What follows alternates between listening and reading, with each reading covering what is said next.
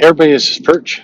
Villains. I've talked about villains before, and in particular, how in superhero comics, anyway, there's been erosion of villains as kind of a key component to that comic. And this erosion is kind of, I don't know, you could draw a parallel to some drop in sales.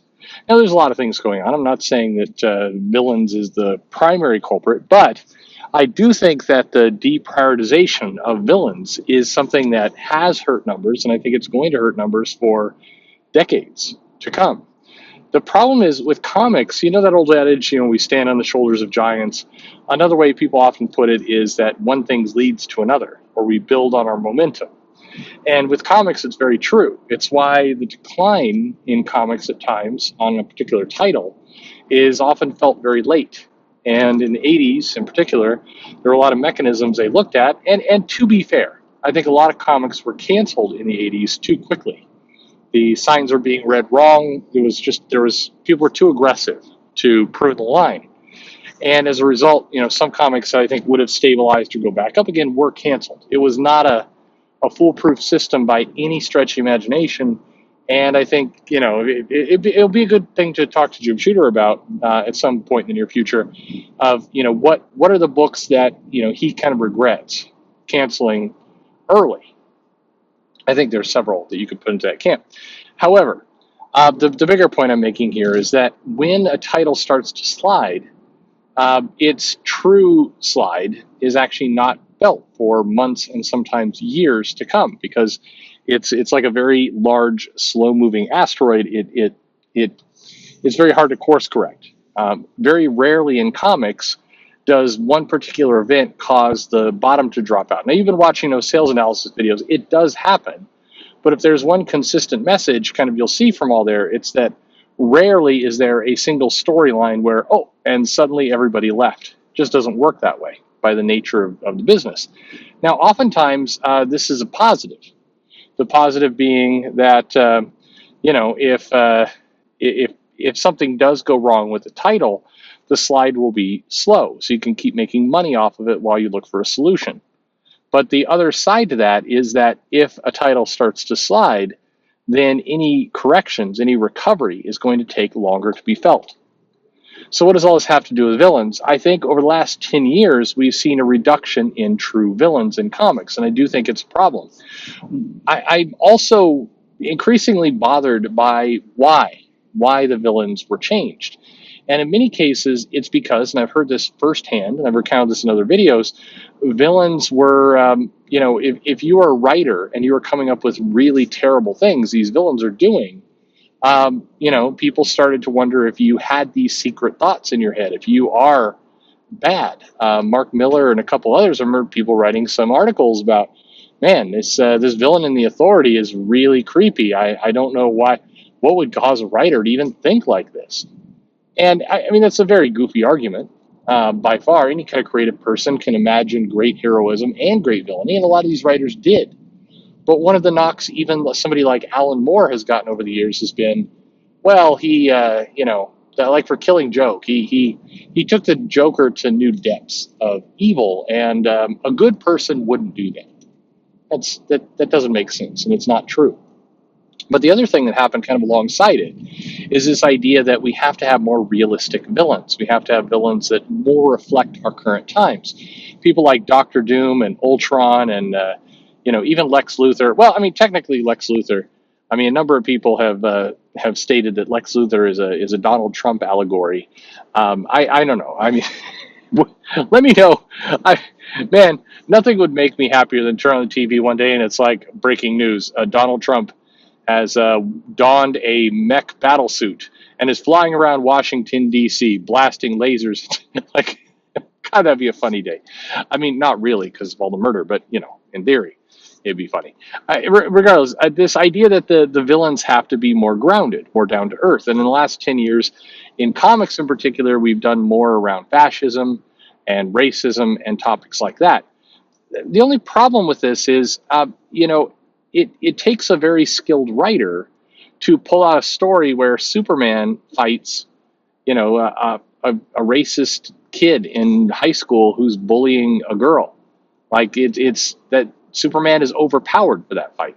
You can do it. And to be clear, some people have. There's been Tom Taylor did a good Spider-Man story touching kind of on this subject, and people can do it, but you can't do it month in and month out. And the other problem is that when these characters are written, when these kind of racist, fascist type characters are written, they have to make them stupid and kind of helpless. But you can't have your villain be stupid and helpless and have that be a threat anyone's going to take seriously in a comic. So like sometimes, and it's been pretty common, you'll see like the superhero roll in and there's some kind of angry white supremacist protest or something, and then the character is looking angry. Look at these bigots, and then one of the white protesters is a dumbass and throws a brick at like Captain Marvel, and then she goes and scares him really good, and maybe like the artist draws in the person wetting his pants, and then that's the end. That's the end of the conflict. Or the other go-to is like the leader of the evil, white supremacist group that's protesting in the comic gets his hands on some kind of, sentinel tech. And then there's some kind of, mindless kind of laser gun that he fires randomly into the crowd and the heroes like, oh my God, that stings. He's got a big sentinel gun. We got to get that away from him. And then they do. And that's it. And that's not conflict. It's goofy. But I mean, you remember when the Joker movie is coming out, and this was before it won all the awards and all the rest, and you saw a number of comic editors and writers. I mean, I remember Heather Antos and several people talking about, oh my God, I'm so sick of the Joker. I'm so sick of this character. Like, can we just move on past the Joker already?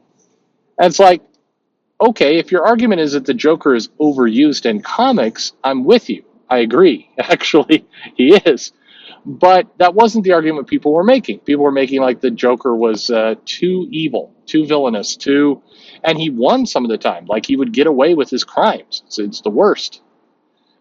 But this is the problem with comics and with villainy, is that we've watered down what a villain is to a very, very basic stereotype. Still evil, by the way.